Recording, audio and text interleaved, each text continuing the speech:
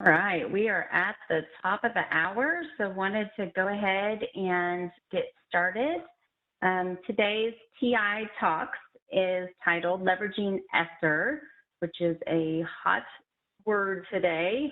Means lots of funding in our education system. So leveraging ESSER and other public funding to support after-school readiness and address career and workforce readiness.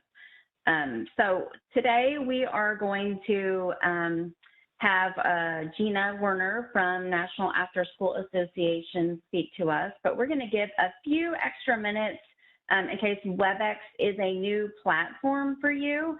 So while we are waiting for folks to join us, would you mind if you look in the bottom right-hand corner, if you're on your desktop with the WebEx platform, there's a chat feature there. And would you tell us where you're calling in from? When you click on chat, you'll have the option to chat with everyone, and we'll be using that feature today. So let us know where you are calling in from today.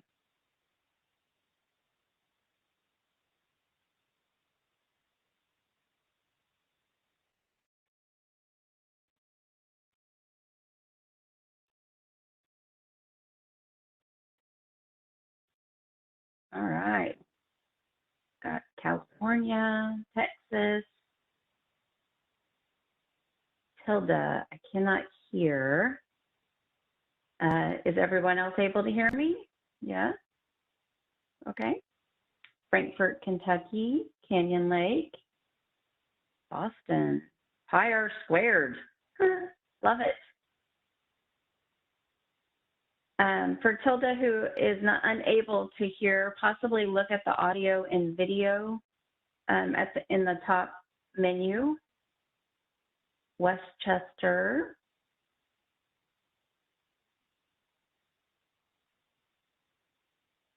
Carrollton,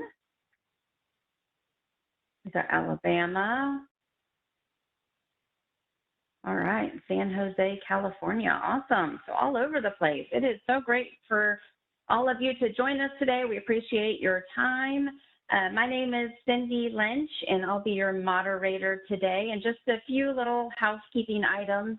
We will record this WebEx, and we'll also send out an email with a link that will have the recording plus a copy of the slides. So if you want to take notes, you're welcome to, but you will get a copy of the slides as well. And with that, we'll have questions, so you can use the chat feature throughout the webinar, and we'll have certain times when we stop and answer your chat questions. So you can continue to use the chat feature, but I do want to go over the agenda for today. So I am Cindy Lynch, and I am with Texas Instruments. Our agenda today is just a short introduction here, and then we'll turn it over to Gina.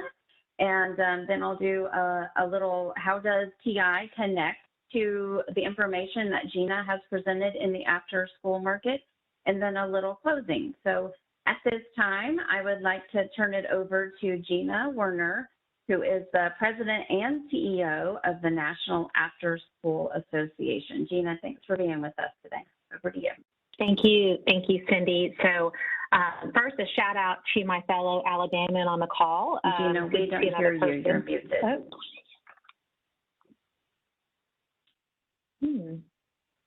My computer says I'm unmuted. Can you hear me now? I can hear you, Gina. You're good. I still don't hear Gina. Okay, but I think Ruth can hear me. So, am I okay to go ahead, Ruth? Move ahead. I think we're working. Okay, all right, got it there. You know, technology, it's our friend until it's not. Oh, I got a Roll Tide and a War Eagle, so I know Hector can hear me. So there we go. I'm a Go Jags, Hector. I'm a University of South Alabama grad. So good to see and excited to learn my newest place on my Boston bucket list is going to be Pi R Square. Can't wait. What a clever name. I love that. So thank you, Cindy, for having me. Cindy at Texas Instruments has been a part of our National After School Association Corporate Advisory Board for about 3 years now, and Cindy actually serves currently as the chair of our Corporate Advisory Board. So we very much value the relationship that we have with Texas Instruments, and it's a pleasure to be here and talk to you all today.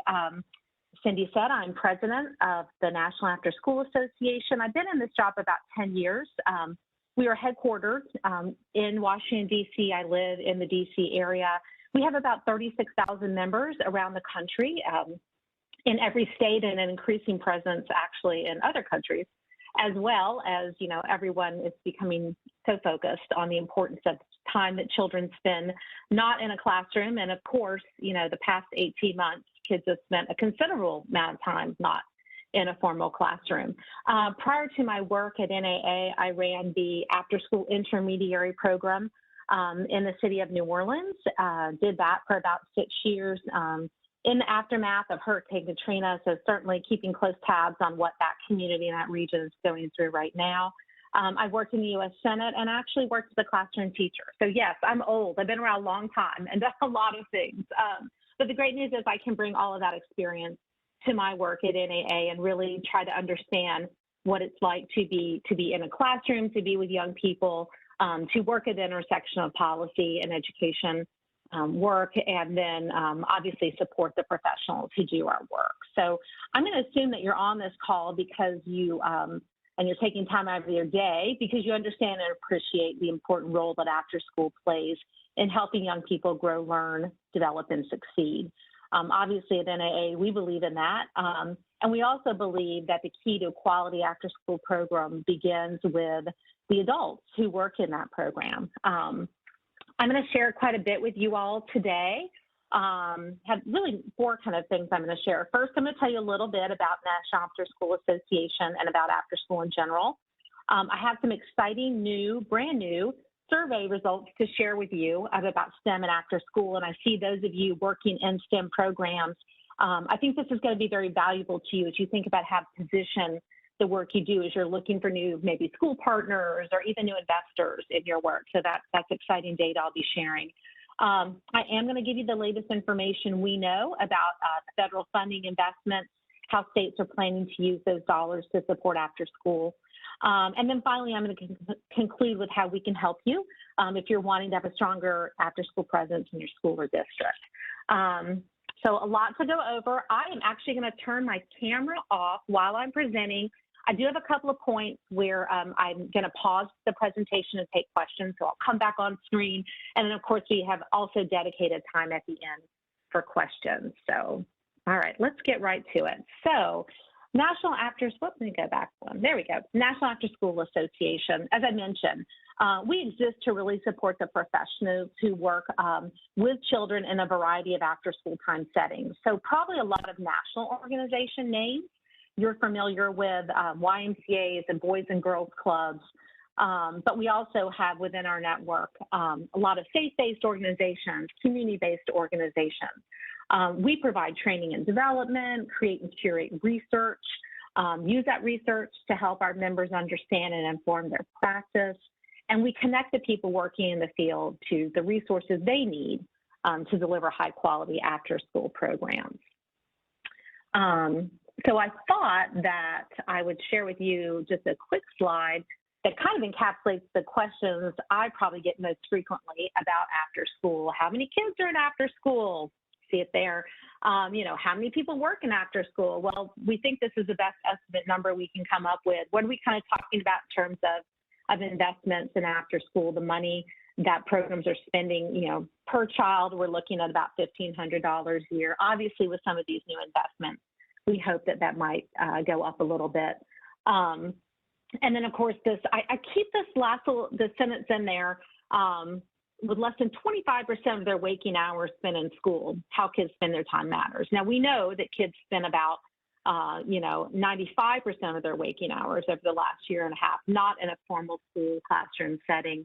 And of course, after school programs around the country, we're stepping up to fill that void and to supplement what children might have been missing from a formal classroom experience. We have to say, if you've seen one program, you've seen one program. Lots of diversity and difference in what our members are offering. Some consistencies. The majority of our program members are working with elementary school students. So obviously elementary even looks a little different from state to state, but you know, kindergarten through 6th grade. Another higher number of our programs are working at all age levels. So, you know, elementary, also middle school and high school. The numbers do drop a bit as we get into the older ages. And that's not to say that kids' participation drops. It's just that what after school, it looks a little bit different. And again, this represents our membership and our members. Kids are involved in a lot of programs in middle school and after school, a lot of the club environments. And at that point, they're the ones leading the program. So it's, there's an adult there who's providing support and encouragement, but it's a lot of youth-led activities going on there. You can see our members are actually quite experienced, and we do have a greater number than many people expect who are employed full-time, although we do have a large number of part-time people who work in our field. And so the topics of interest, we're always asking, always wanting to know what our members want and need from us. You can see a wide variety of options and areas that they tell us they're interested in, so we can think about how we are able to provide for them. Point out a couple that I think would be of interest to this group, obviously STEM, technology and after school, social emotional learning. We really believe that a high quality after school program, it's comprehensive. It meets the academic, the enrichment, the physical, and the social needs of young people. And importantly, it does it in a way that feels seamless to the young people who are in the program. But because we're here with our partners from Texas Instruments, and I see from the chat box that many of you are involved in STEM-related fields and robotics and such. As I mentioned, I'm going to assume there's a high interest in STEM, and particularly as we think about how we can use after-school programs to prepare, the next generation of our workforce to take those great STEM jobs that are going to be available for them. So I do want to share some exciting survey results from our partners at the After School Alliance and the America After 3 report. But before I do that, I thought I could give just a quick history of STEM and after school, particularly if we have people that might be involved in what we call more the formal education side, maybe school district leaders or principals or classroom educators. I would say it's been about 10 or 12 years now that we have really focused on bringing STEM to the after-school community. It started really with an acceptance and understanding within education broadly that STEM was important, that it helped children learn in new and different ways, that it did prepare them, for these careers. We were hearing from our partners in the workforce that they couldn't fill jobs. They didn't have the right young people with the right skill sets. So we began to say, how can we begin in the earlier grades, schools primarily, to prepare children, for all of these STEM opportunities. And we decided quickly in the after school field, so sort of the informal education, and under that umbrella is really not just after school programs, but, museums and science centers. We realized that there was never going to be enough time for kids to learn all the science that they could in a formal classroom.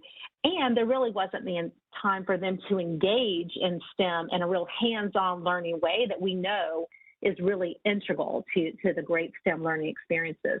So we began to mobilize as a field to say, okay, STEM is important.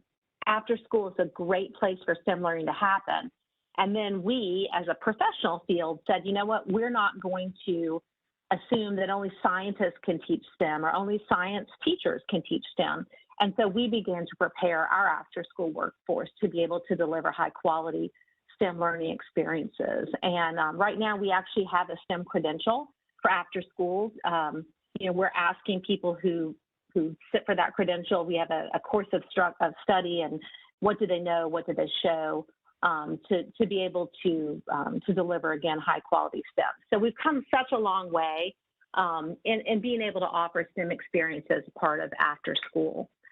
So I mentioned the After School Alliance. They're our partners at the national level. They focus on policy work, and so they are constantly gathering data that influence policymakers, mostly members of Congress, to invest in after-school programs. And for a number of years, they have been doing a national research study called America After 3, looking at parent attitudes about after school.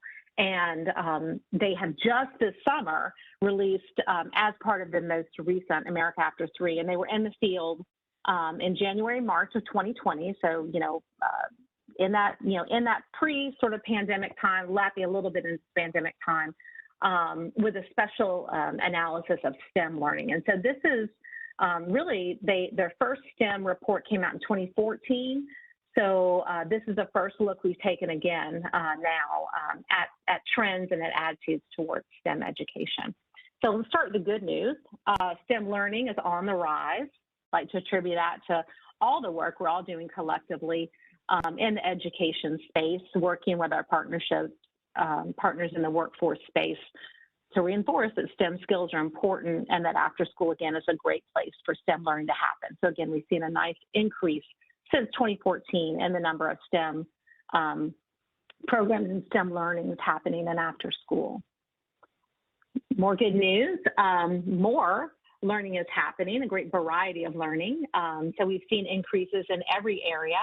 You know, we think about the science, technology, math, and engineering. Maybe of interest to this group in particular, we didn't even measure computer science in STEM after-school programs in 2014. There's been such an increase now in coding and a lot of other activities that we added that, and you can see that that is well represented in the offerings that are happening in after-school programs. So not only is it happening in a variety of ways, it's happening more frequently. So we have we have activity happening a couple of times a week or more, and that's an increase, you know, again, from what we saw in 2014.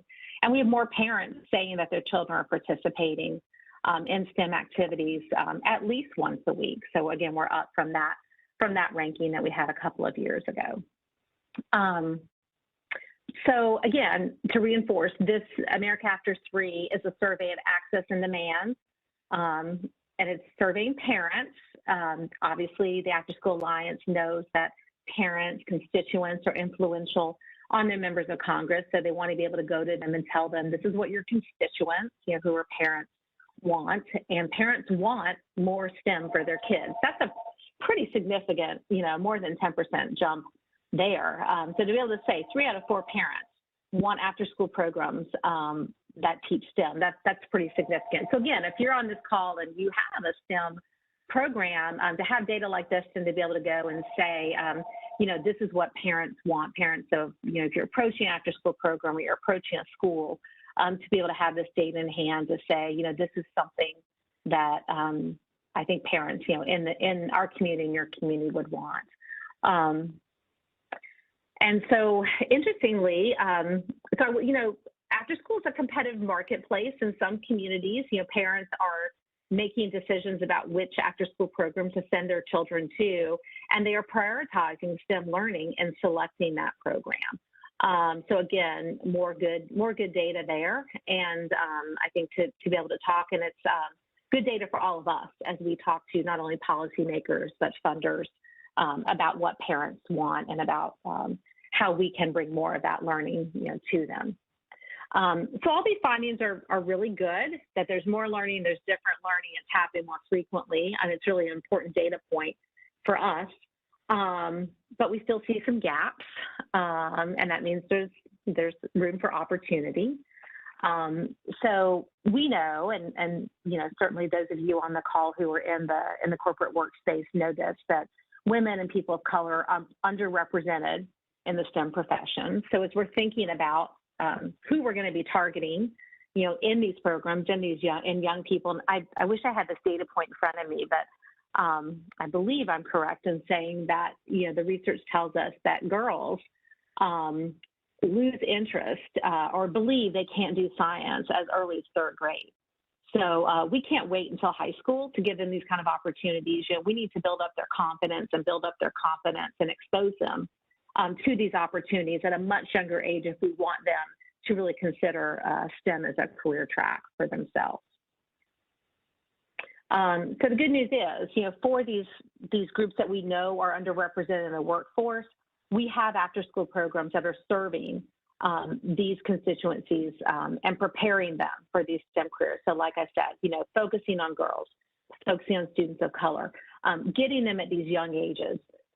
You know, there's a phrase that we use a lot in that after-school field when we're talking about career opportunities and career exploration. If you can't see it, you can't be it, right? So if a child has never seen an engineer, never seen a chemist, doesn't understand what that's about, that's certainly not going to be, it's very unlikely it's going to be in the realm of a career option or a career choice for them. So again, exposure to STEM activities, exposure to STEM learning at a younger age, particularly for these underrepresented groups, we know is very important. And we know that after school is stepping in to fill this gap. However, we still see that opportunities are growing faster for boys. So we know that targeting, girls is a place that we need to work on. And we're seeing growing classes and dedicated after-school programs that are focusing on these opportunities for girls. Girls Start in Austin is a great one. The National Girls Collaborative Project based in the Pacific Northwest and doing work around the country, and are just some Girls Who Code. I mean, a lot of programs that are focusing on opportunities for girls in this field. And then we also know that students from families of low incomes are likely to miss out on these opportunities. So how can we use, and this is going to be a nice segue, to our questions about federal funding, because this is where some of the opportunities will be. But just knowing top of mind, if we're talking about investments at a public or private funding level, we know that these are the communities that we need to target because their parents are not going to be able to enroll them, and drive them to an after-school STEM program. They're not going to be able to afford to send them to a really intensive summer STEM camp. So how can we make up for that opportunity exposure gap in after school? So before we get to the funding piece, I'm going to take a pause there to see if there are any questions from anyone in the chat about that data. You're going to have these slides afterwards, so you're going to be able to pull these out. And I will say, if you go to the America After 3 website, if you are interested in using any of these data points, directly for advocacy you're doing in your community or for your program, this data has been broken out state by state. So you will be able to get very specific about, what the opportunities and needs are in the state of Alabama, in the state of Massachusetts. So it is there at a state by state level. This is just the national profile, but I think some very good data to help you advocate for whatever you have to offer. If you're on the call and you're someone who's in a school leadership position, a principal, instructional director, something like that, this could give you the data that you need to advocate to your partners and higher up to maybe control the purse strings about, hey, we need this, we know this is what parents want. We know this is, we have this data to prove it. And so how can we expand on our STEM program in our school? So let me just check on the chat to see if we have any particular questions about that. Okay. All right, I don't see any there. So again, we saved time for questions at the end. Sorry, I even had a question slide. We saved time for more questions at the end, so we'll have time to go over those as well if one comes to you later. So, all right, let's move on. Well, before I move on to the question about funding, the good news is we have work to do, we have opportunities, and now we have funding to do it. But before I get to the American Rescue Plan funding and ESSER funding, I wanted to give just a short overview of how after-school programs are funded to help you kind of understand. I think that's important to understand if you're thinking about how to advocate or find these resources for yourself. Number one, what we call parent pay programs have always been a big part of the mix, right? The community where I live, Fairfax County, Virginia, right outside Washington, D.C., we have what's called the SAC, School-Age Child Care Program. It is almost predominantly paid for by parent fees. There are, if income, if cost is a problem, there are sliding scales, but it is primarily a parent fee that's driving the funding of that. They supplement it with some other public grants and all.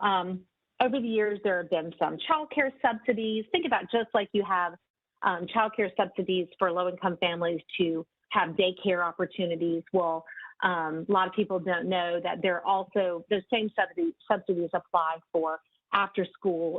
In that world, it's called school-age child care. So it's that child care, name, much like early child care would. But so those subsidies, again, they're income-based, have been a part of the mix for, about 20 plus years, about 30 plus years now, I guess. In 1998, was when we had the single largest federal investment made in after school. It was a funding stream that was created at the U.S. Department of Education. It was called the 21st Century Community Learning Center Program. It provides, it was the single, and remains the single largest federal funding stream dedicated solely to after school. Obviously, we have some bigger ones now, but this one is solely for after school. And it provides grants for program funding, sometimes grants to nonprofits, sometimes grants directly to schools. And the objective is to ensure that low-income children have access to comprehensive after-school programs. We're looking, it's a U.S. Department of Education program, so we're looking to close academic gaps, educational gaps, but we're also looking to close opportunity gaps. 21st century programs are required to have a comprehensive mix of offerings, academic, enrichment, physical activity, and also healthy snacks. The program started with about $40 million in 1998. It grew in size significantly in 2002 to $1 billion, and we've hovered around $2 billion since then in that pot of funding. An interesting thing and I was thinking about how public dollars have been used to support STEM. As we were advocating for the importance of STEM programs, we saw a number of states actually prioritize STEM funding within this 21st Century Grant Program. I'm thinking about a program in New York that actually required, if you were going to be a 21st Century grantee, you had to have a STEM component to your offering, so that made a requirement. Other states that made it a competitive, so these are competitive grants that programs or schools apply for. Other states made it a competitive advantage. You maybe got extra 10 points on your application score if you had a STEM program in it. So, we've seen opportunities to leverage public funding dollars to promote and offer STEM programs for young people. All right, so that was all great. We were really happy with and with that $2 billion and advocating for increases, incremental increases every year. And then along came the American Rescue Plan. So let me get all these dollars up here. So remember I said we were at $2 billion. So American Rescue Plan, the ESSER, Elementary Secondary School Recovery Plan, it represented basically the biggest opportunity, biggest funding expansion since 21st century for after-school programs. American Rescue Plan has potential support for after-school, and it's funded, and I'm sure many of you, if you're in the field, particularly if you're working at the school or school system level, you're very familiar with it. It kind of had two streams of funding. One went to states, and as it relates to after school, there was dedicated funding at the state level for after school and summer programs, so what we call set-asides. And actually, this amount of money alone would allow states to serve 9 million children. So remember, I said we're at 10.5, so we'd basically be doubling. Just this money alone, just these set-asides, would allow us to double the number of children we're serving. I can promise you, in all of our advocacy over the years for increasing 21st century, we were never audacious enough to expect that we would be able to double. It was like more of the incremental approach. So right off the bat, we were able to double the number of kids served. So that's at the state set-aside levels. And then there's money that's flowing through the local education agencies, so the LEAs. And that under those funds, after school is an allowable use of funding there. So that's why, kind of has that word potential in it, because there are a lot of other opportunities, but as I share with you a little bit, we will see that a number of LEAs are going to choose to use some of those funds for after school as well. What this chart doesn't represent is that along with these increases in funding, and these are coming through the Department of Education, also our child care funding, and that comes from the U.S. Department of Health and Human Services, HHS, that money also increased. That increased to $39 billion, and of that $39, $30 billion of it is eligible to be used to support after school and summer learning. So unprecedented amount of funds, and it's so nice to be able to use unprecedented in a positive way for a change. This does mean there are a lot of decision makers involved. There are obviously, and you'll recall, this money became available in March.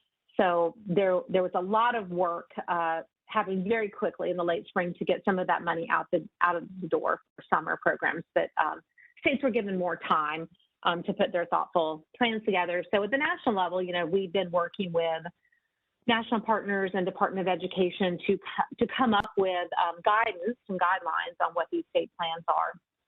At the state level, our state affiliates and other state level program partners have been talking to states about how they might use some of that money for after school. And then obviously at the local level, we have local advocates who are working with and talking to their education providers about how they want, how they like to see those dollars used for after school. So all of these discussions have resulted in state plans that have been submitted to the Department of Education. And again, those of you in the schools who are in the school system know that these plans are not only about how to use the money for after school, right? They're the comprehensive state plans for how to use all these funds.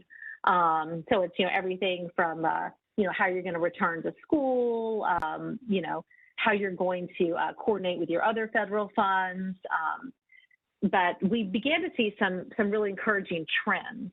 And right now, so the latest data I have is that there were 44 states that, as of the end of August, that had submitted their plans to the Department of Education, and 27 of those have been approved. And again, these plans, as it relates to after school, how are states using the set aside for comprehensive after school programs, how they're learning how they're going to be using some of the state set aside money that's directed at learning recovery, and then how they are going to direct their local school districts to use the funds, potential after school funds, again, for learning recovery.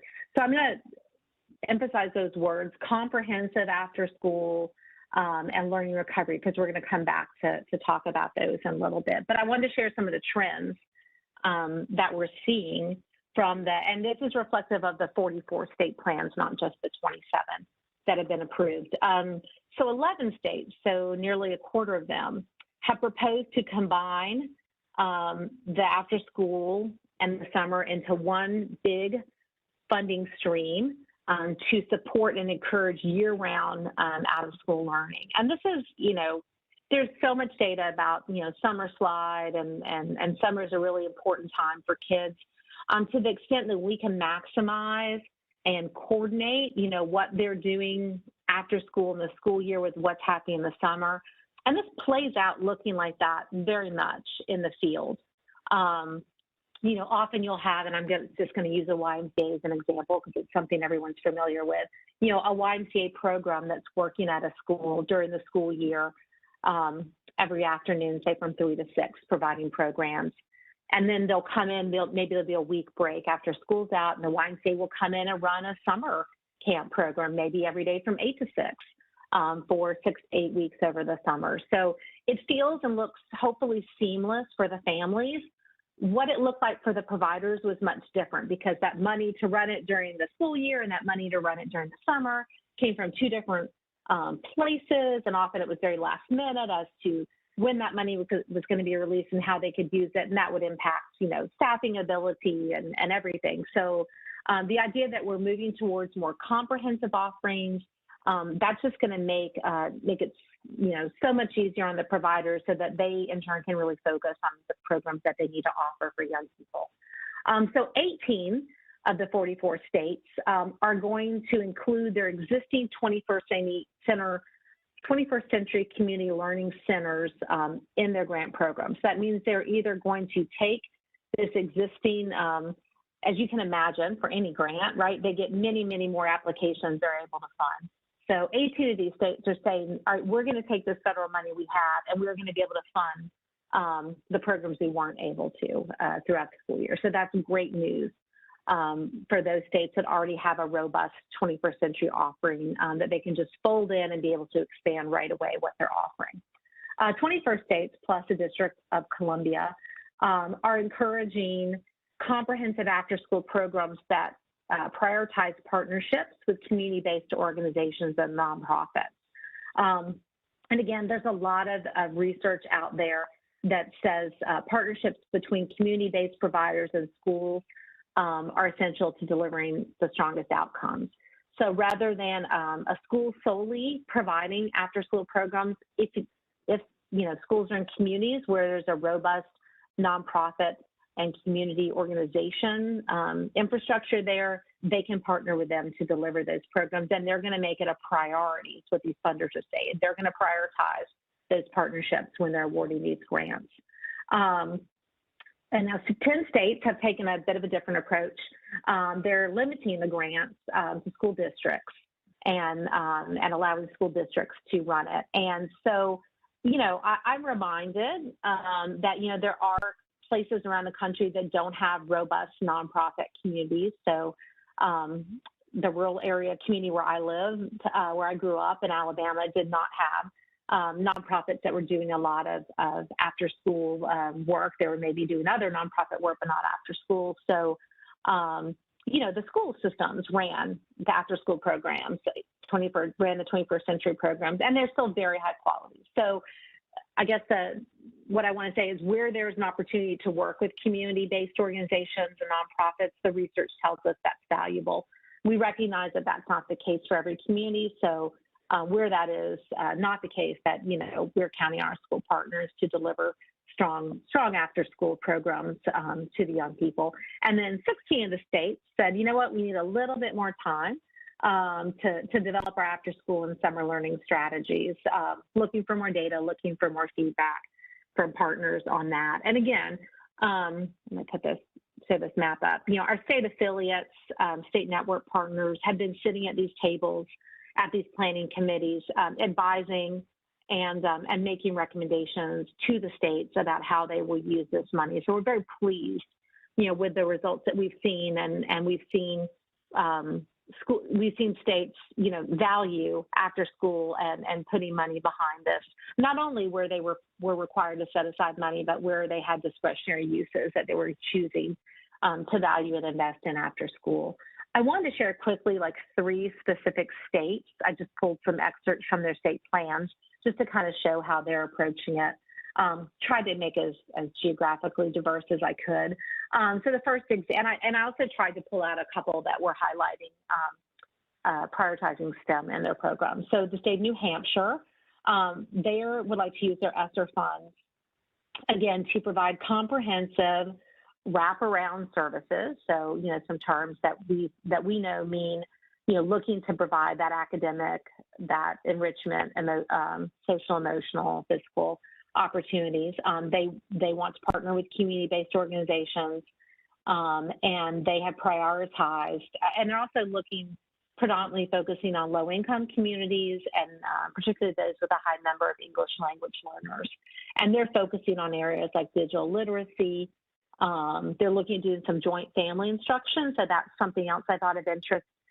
Sometimes when we're talking about these opportunities, particularly around like computer science learning, where, after school is a great place to bring families in and have them learn along with the children as well. They also have prioritized high quality after school STEM enrichment and including robotics. So interesting to me, and I hope to you, that they called out STEM enrichment. So it's more than, just the academic piece of it. And they also singled out robotics for that. So go to the other side of the country, to New Mexico. New Mexico is looking, again, comprehensive after-school programs. They highlighted 5 key areas that they want programs to focus on for funding. And number 1, they said STEM programs. Number 2, outdoor environmental education programs. So one could argue that's science-related as well. The 3rd key area, museum-based arts cultural programs. 4th, at-risk youth and teen-oriented programs. And the 5th, land-based agricultural or career and technical education programs. So again, I could see a lot of opportunities, thinking about offerings that some of you on the call might have, if that's an area, a state that you're interested in working in. And so the last state I'll highlight is Georgia. So Georgia is actually thinking very strategically and very long-term. They are creating a separate, and our affiliate is actually leading this work in Georgia, separate standalone grants grant program for this opportunity. They've even given it a name, Boost Building Opportunities and Out of School Time grants. And they're looking for 3-year commitments and 3-year programs. And so they're going to be looking at, they've got 2 different ways they're going to be giving this money out. Part of it, they're looking to fund organizations with a statewide reach. So I'm guessing that's going to be like a Boys and Girls Club, like a YMCA, 4-H, possibly some others that are in a number of different communities. And then they are taking another portion of that money and they're looking to fund community-driven organizations that are operating in summer learning programs there. So I thought those were just some broad and then some specific ways that states have spent the summer deciding how they're going to use that money. I did see a question come up in the chat. Ruth, did you want to read that question to me or let me read it? I can read it to you, Gina. Okay, Cindy. thanks. Okay, Cindy. Thanks. Let's see. I think Ruth was just saying if you have a chat question to make sure that you put it in the drop down of please. everyone so everyone sees it. And look, and I want to emphasize again, that was a lot of information. And not all of that, you will be getting slides and not all of that information is included specifically in the slides. So I want to offer, you have my contact information. If you're interested in a specific state or a specific region, I encourage you, you want to understand how the after school money is being spent, in your state, in your community. I'm happy to help make a connection for you. Because I wanted to share this map of our state affiliates. We can't be everywhere all the time, so we do rely heavily on our state affiliates. So they're really doing what we're doing, but at a statewide level with the professional development, as I mentioned, serving on these planning committees. Along with that, we also do have other contacts within our network. We're connected with 31 city intermediary leaders. So these are people who are doing the work like I was doing in New Orleans. They're organizing programs at a city level. So these are in a lot of urban communities, like I said, New Orleans, New York City, Chicago, think the Bay Area, Dallas, think of all your larger cities, Milwaukee, and many of them have citywide intermediaries. So if that's an area you're really interested in, again, I'll be happy to put you in contact with our colleagues there. And then finally, there are programs that work in partnership within single communities who are coordinating after school programs maybe across a community.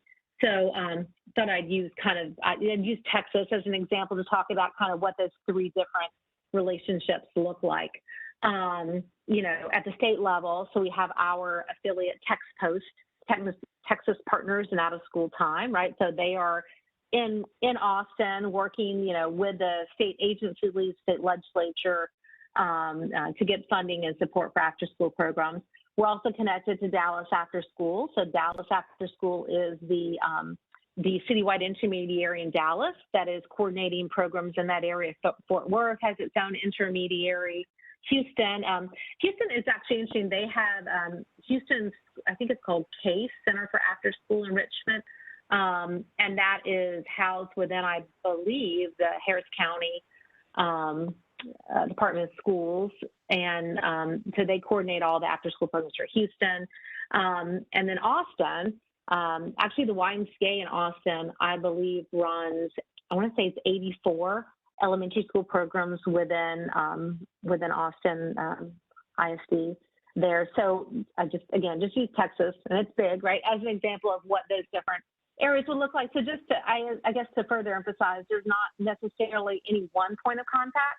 It's really about kind of, so I'll use, the 2 groups kind of represent on this call. So if you are someone running a program and you want to expand your program and you're looking for partners, either at the school level or, in existing, maybe you offer one piece and you want to connect with other more broad after school programs, can help you connect that way. If you're a school and you're looking to start an after school program, to expand an after school program, happy to put you in contact with some people in your community that might already be doing that. that with these additional funds would be interested in coming into your community and offering some after-school programs. Because this time I know I actually did see some questions come up, I believe. They're real questions. So Beth wanted to know, do states prefer to fund nonprofits, schools, etc.? Nonprofits or schools? You know, it depends. I think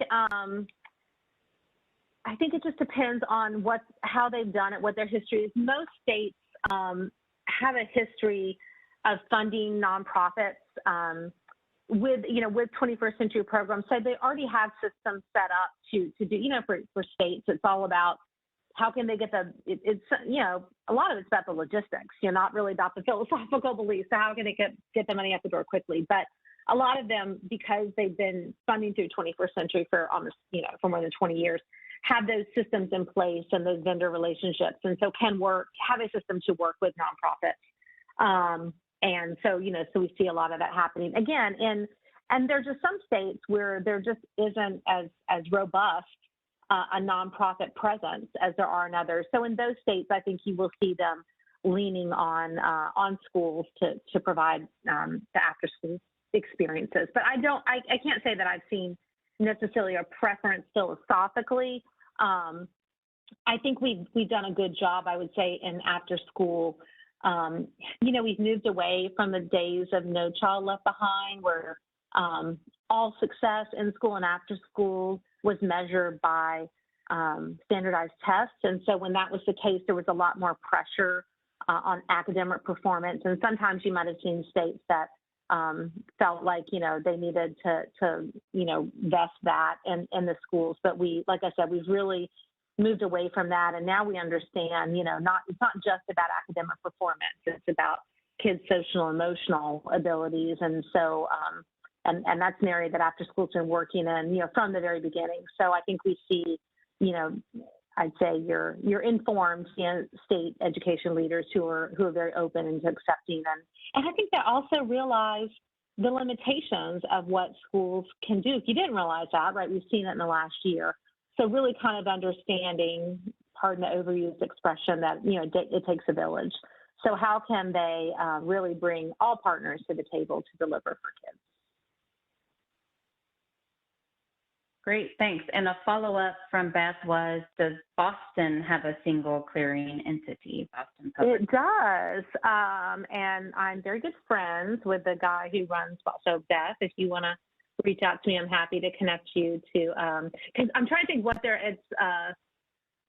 is it BostonNet? Maybe they've had a couple of different changes of names over the years, but Chris Neff is the guy who runs that in Boston. Massachusetts has a strong state network, and Boston itself has a strong one. So I'm happy to connect you, with both of those. So feel free to reach out to me on that. Excellent. And a question from Vince. If you're new to starting an after-school program, what are some tips you can provide? Yeah. So, I think the best thing is to really be clear on what it is that you have to offer. And we have, on our website, we have program quality, national program quality standards on our resources tab. I encourage you to look at those and make sure that you are able to address each of those areas. And that's everything from your staffing plan to what your schedule might be, to what curriculum you might offer. And so it's a really good roadmap for putting together a really strong after-school program. So I'd start with that. What can you offer? How can you offer it in such a way that aligns with what we know a high-quality after-school program would look like? And then number two, I think look at, where it is, who you want to serve. And that who you want to serve, is like age group. It's also a geographic. Is it, the elementary school that's in your community?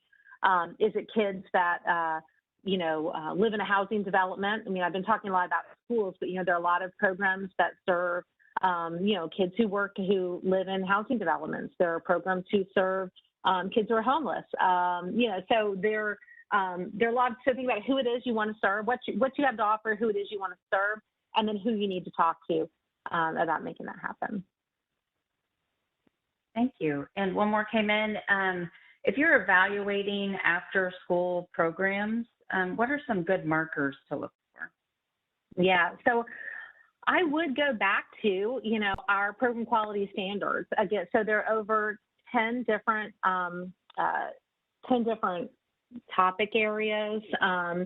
Again, everything from how the program is staffed, how the staff interact with each other, what the physical space looks like, how it's set up, what kind of curriculum they're using. So it's very comprehensive in what it means to operate an after-school program. So I would encourage people to look at that. And there are a number of states, where you are that have adopted their own state-level program quality standards based off the national level ones we created. So take a look at those as well.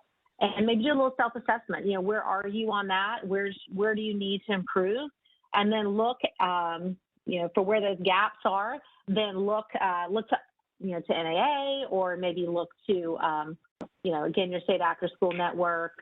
So many resources available. So many of them free or low cost to help you address kind of where your deficiencies might be in your program offerings. I do want to go past the. So there are a number of ways that I talked about our state affiliates as a way we connect with the field.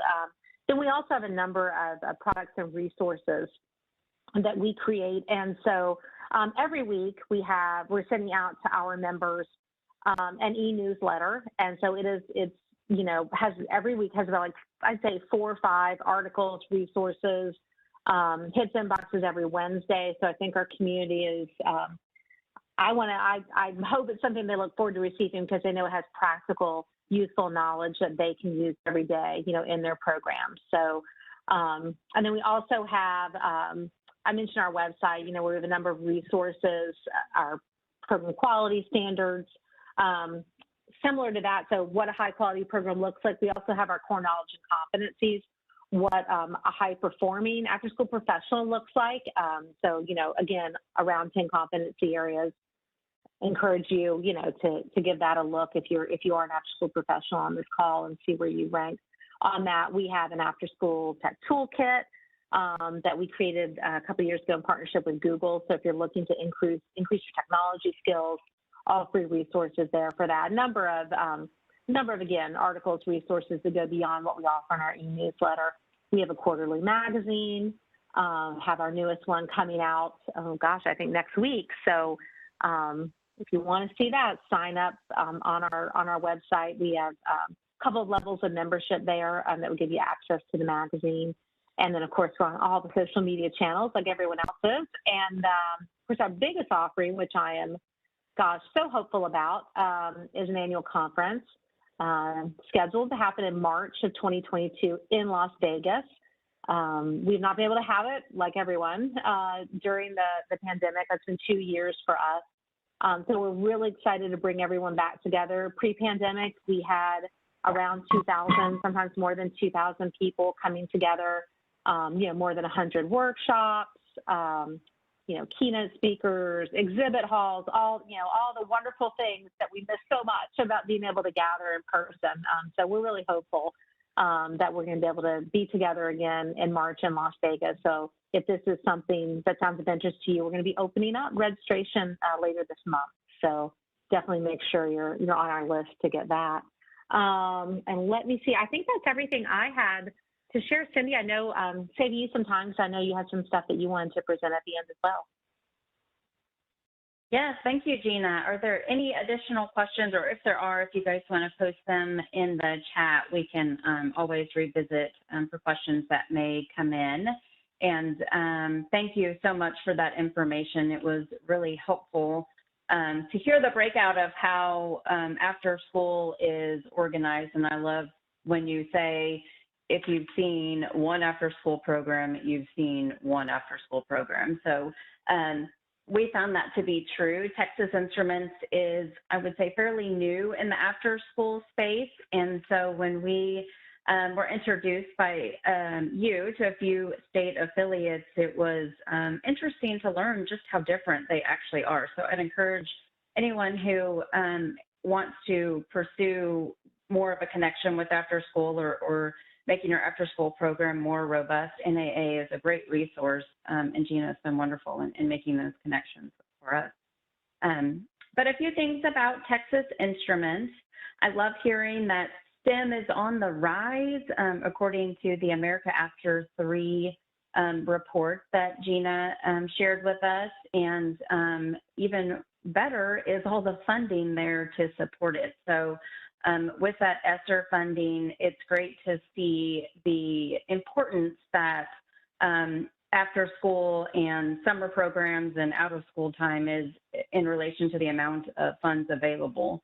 So if you are looking for some after school ideas, TI has great resources, especially in the STEM space with our technology as well as professional development. So in after school, a lot of times we're hearing that the middle grades area is needing more ideas, more activities, more programs for STEM. So we have a great solution for the after school space. And what's nice, and Gina discussed this too, and you all know this, that in after school, you don't have the same restrictions that you do within the school day. So you don't necessarily have to worry about a scope and sequence and making sure that your kids are prepared to take the end of course test and high stakes exams. So there's a little bit more freedom in the after school time to do what, as a semiconductor company, TI is looking for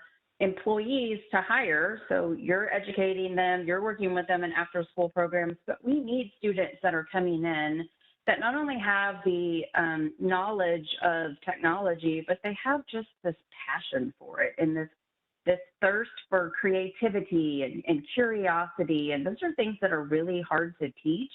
And the after school setting is a great place to tap into that and to revitalize that and to encourage that. So we can work together in the after school space with some of our technology and with your ideas and programs, and if you're in the schools with your students and your teachers, and all of us working together can really help our future workforce. So one of the things that TI does really well is taking what we need in the semiconductor space and putting it into technology in K through 12. And on the screen now, you see what we call the TI rover, and it's just an example that is in an after-school setting where students are able to actually code and program on a graphing calculator, a TI graphing calculator connected to the TI rover. And so it's a programmable vehicle. We have also taken that same concept of coding on graphing calculators and added Python to it. And if you're not familiar with Python, Python is a coding language that the engineers at TI use as part of their everyday profession. So it is widely accepted, and we're thankful that we were able to build Python into our graphing calculators. And what that does for students is it gives them access to real-world applications as early as I had my third graders doing it.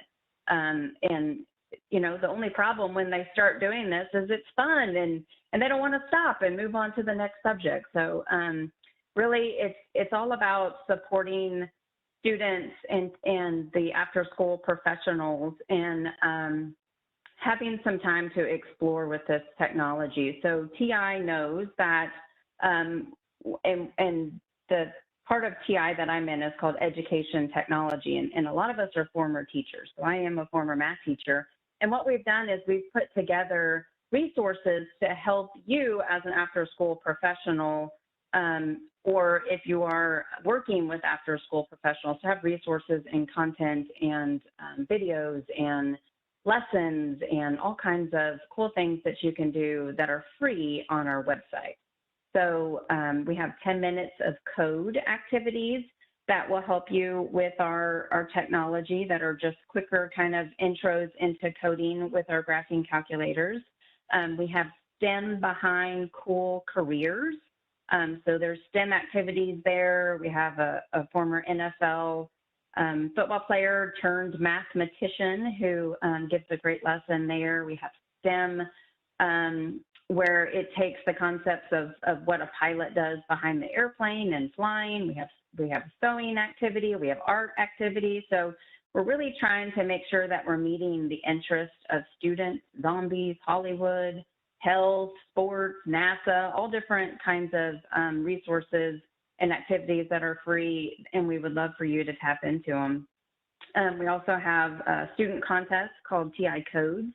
That's interesting for you to go and just see what the past submissions are. You can see the amazing things that students are coming up with on their own, and we just made a contest out of it. So we get to see their creative ideas, and of course it's a contest, so there's a prize in there too. So the more that we work together, the better we can prepare our future workforce. And as a former teacher, I know that you can't just give me a piece of technology and expect me to run and be successful with it. So one thing that TI does, and in my opinion does very well, is it teaches people or teachers or after school professionals how to take that technology and really apply it to your setting and your situation. And so TI wants to work with you to make sure that we get the right fit, whether it's face-to-face or virtual, one-on-one, group setting. We just need to listen first and kind of hear what your needs are, and we'll assess it and make sure that your professionals are equipped with knowledge and confidence and experience to launch a STEM after-school or summer program. If you're trying to help prepare kids for career and college readiness and you're focusing on some of the high stakes exams, we do have student camps, and they're all virtual. They're virtual student camps that we would work with you and provide a TI instructor and make sure that you have a professional on your side present. And so we could work with you on that as well. So it's, again, really trying to meet you where you are.